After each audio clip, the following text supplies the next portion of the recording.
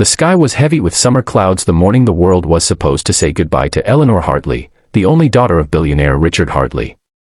Her coffin, polished to a deep mahogany shine, sat open under the gray light, and mourners dressed in black stood frozen, unable to understand what they were seeing.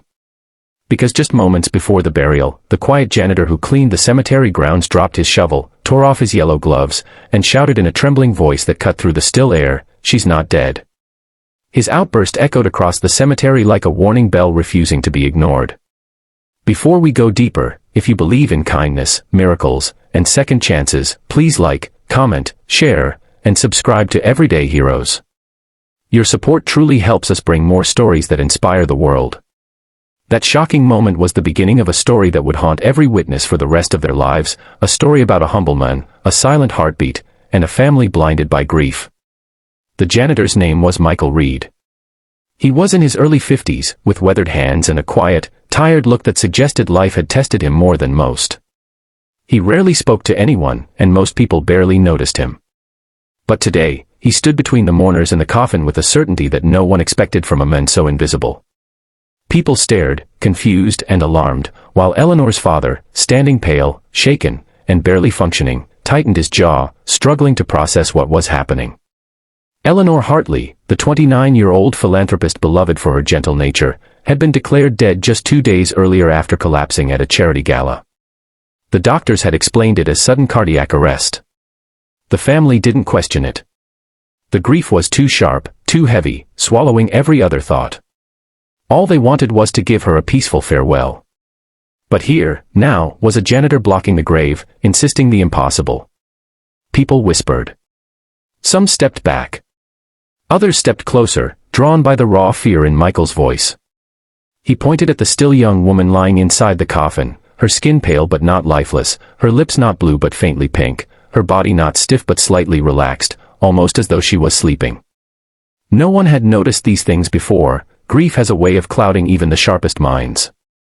Michael's breath trembled as he explained that when he adjusted the coffin earlier that morning, he thought he saw Eleanor's fingertip twitch. At first, he dismissed it, thinking his tired eyes had betrayed him. But when he leaned closer, he realized her chest was rising, so faintly, so slowly, that it was easy to mistake it for the shifting of light. He froze, his heart pounding, because he had seen something like this once before, years earlier, with someone he loved. The mourners listened, some horrified, some skeptical, and others too stunned to speak. Richard Hartley stepped forward, his voice breaking as he told the janitor to move aside. But Michael stood firm, his posture humble yet unshakably determined.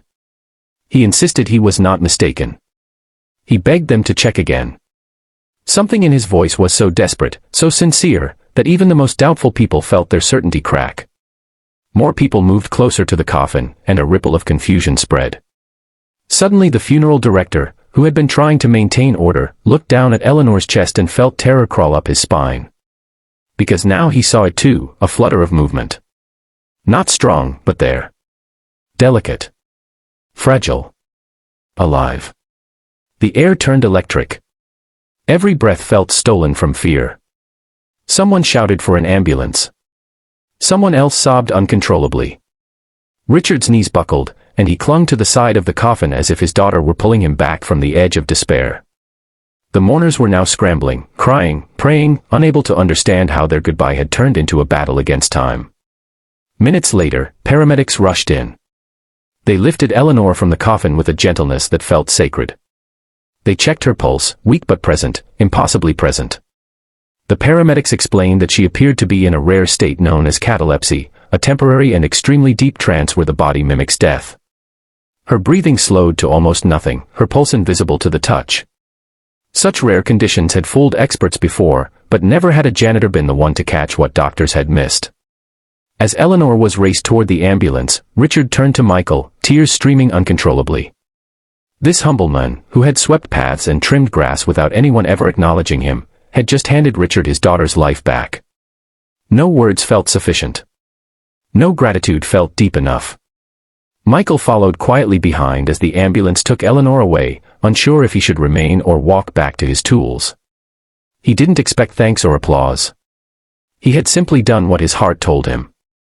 He had once lost someone because nobody listened to him, his own wife, many years earlier, who had shown the same faint signs of life, but by the time help came, it was too late. He carried the guilt like a permanent scar. He had sworn that if he ever saw those signs again, he wouldn't stay silent. Not again.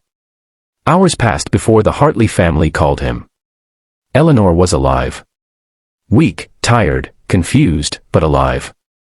She woke in the hospital surrounded by sobbing family members, doctors amazed and apologetic. She was told everything, how the janitor had stopped her funeral, how he had argued for her life when no one else saw hope. When Richard Hartley met Michael again, it was inside Eleanor's hospital room. Michael tried to apologize for disrupting the funeral, but Richard stopped him with an embrace. It was the awkward, trembling hug of a father who had nearly buried his child alive. One that said thank you more deeply than words ever could. Eleanor asked to meet Michael herself. She thanked him with a voice barely above a whisper, telling him she believed he hadn't just saved her, he'd saved her family from a lifetime of pain they would never recover from. From that day on, she told everyone Michael was her guardian angel, the man who heard a heartbeat when the world had already given up. As the days passed, the story spread. News channels. Social media. Headlines portraying Michael as the unexpected hero who stood between tragedy and a miracle. But Michael didn't care about fame. What mattered to him was that a mistake he once lived with had been transformed into a redemption he never thought he'd receive. Richard offered him anything, money, a house, a job in his company. But Michael asked for nothing except to keep working at the cemetery, a place where he felt grounded, where memories and peace lived side by side. Eventually, though, Richard insisted on helping in a way that honored Michael's humility. He funded a small foundation under Michael's name, one dedicated to training people to recognize rare medical conditions that mimic death. A foundation that would save lives quietly, just like Michael did. In the months that followed, Eleanor recovered fully. She began volunteering at Michael's foundation, giving speeches about the day she was saved by a man no one paid attention to. She often said that sometimes heroes don't come with badges or titles, they come in worn work boots, carrying shovels, hiding silent grief inside their chest. If this story has touched your heart, please like, share, comment, and subscribe to Everyday Heroes. Your support helps us continue bringing true human stories that matter. Before we end, comment below, kindness can save lives. Because sometimes, it truly does.